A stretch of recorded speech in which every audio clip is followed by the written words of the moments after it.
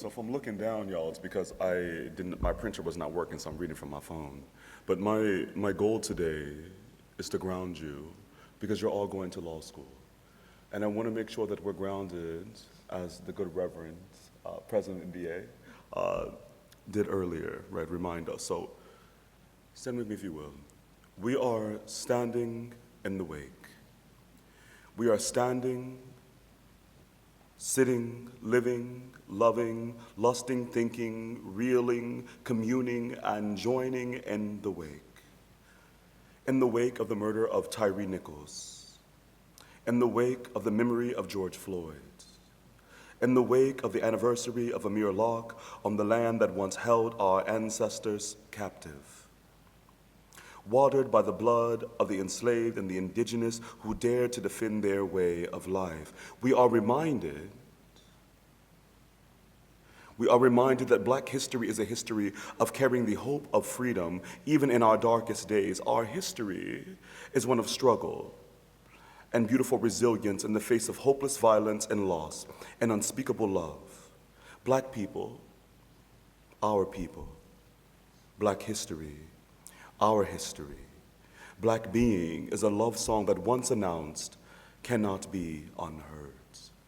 It has been 223 years since Dred Scott was born. 186 years since he was brought to Fort Snelling in what was then the Free Territory of Minnesota. Now a national landmark where people walk their dogs and are allowed to relieve themselves.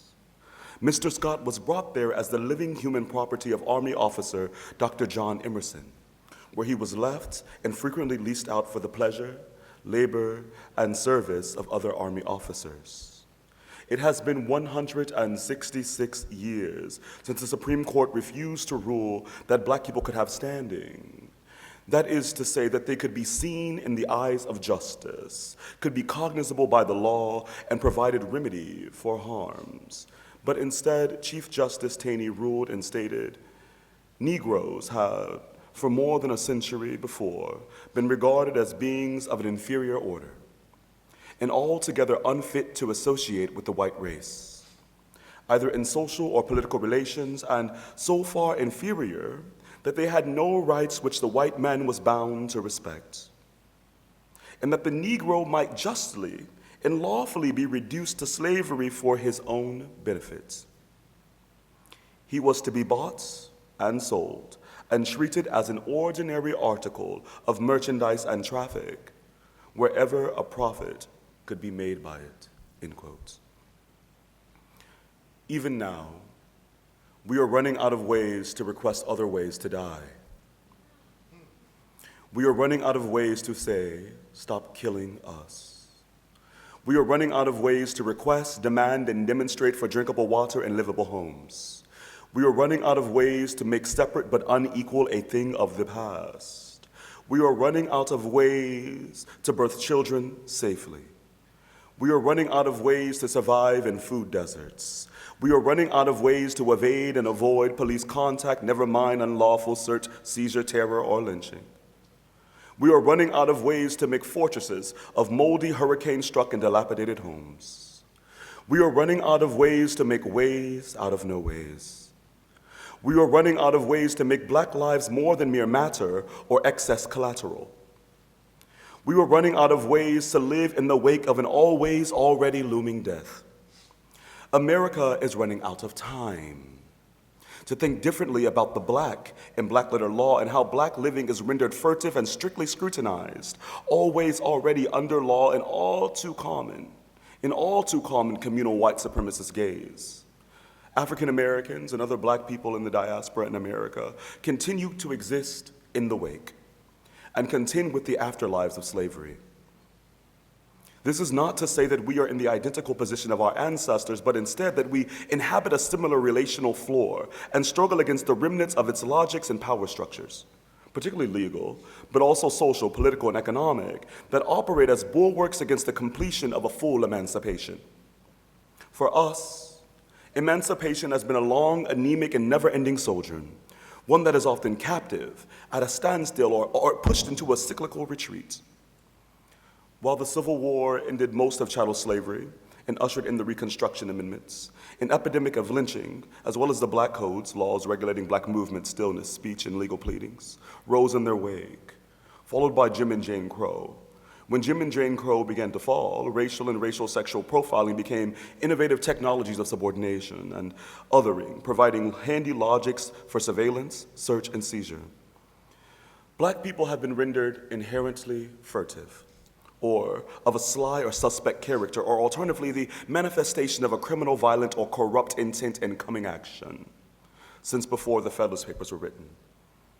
This is not disconnected from the moment we find ourselves in now, a moment where free speech crusaders eviscerate the First Amendment to ensure and assure that Black history and Black presence, Black women's histories and presence, Black queer histories and presence are contorted in a way that supports a social order hell-bent to returning us to our chains. The Civil War was not about slavery, they say. Slavery was not about race, they say, but instead states' rights and consequences of Northern aggression. Yet this argument could not pass the reasonable person test. We must always ask the state power to do what? To whom? To what end? We must ask these questions of book bans always and forever, to banning of conversations about identity and self-fashioning always, already, to efforts to ban or revise Black history. As our Jewish brothers and sisters say, we must never forget. We must always remember to recall lest we find ourselves in the hell our ancestors labeled to escape from. Some unsuccessfully, others with scars so deep they escape the human eye. This is why we must know our history as lawyers. This is why we must plant and nurture new seeds. This is why we must bear good witness. This is why we must stand in the truth of our present, our past, and the real challenges of the future so that we can help midwife and birth a better future for the children who come next.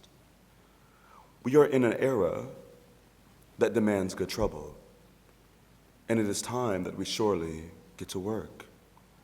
We exist in a moment when our rights and the notion of law are in flux and instability runs amok. This instability is not about petty politics. It is not about right or left or right. It is about, or not about the precarious middle.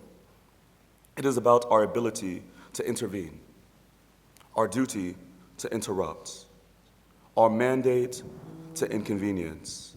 As future officers of the court, this is a crisis you are called to remedy.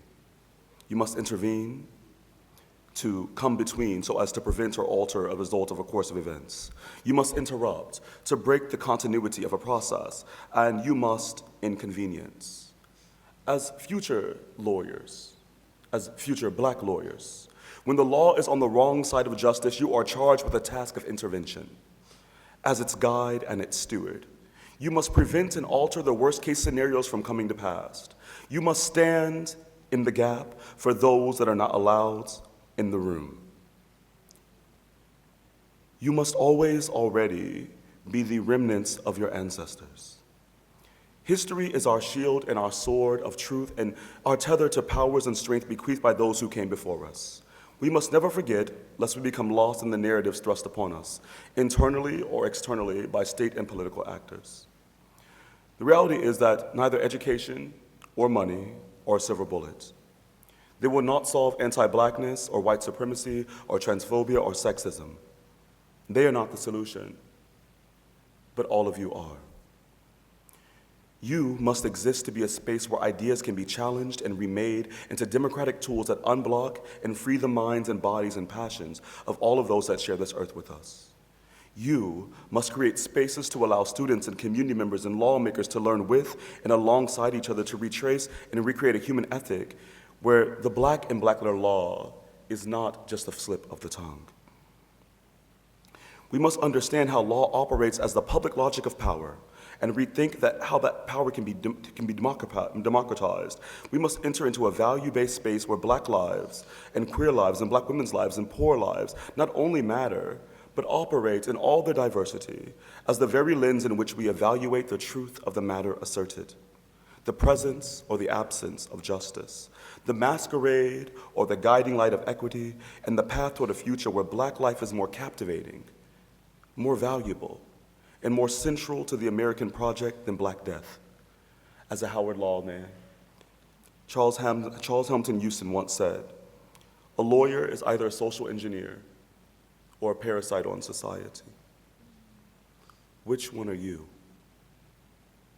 That's the question you must ask yourself every single day when you're in law school. And when you get out of law school, when you're before the court or you're negotiating, are you a lawyer?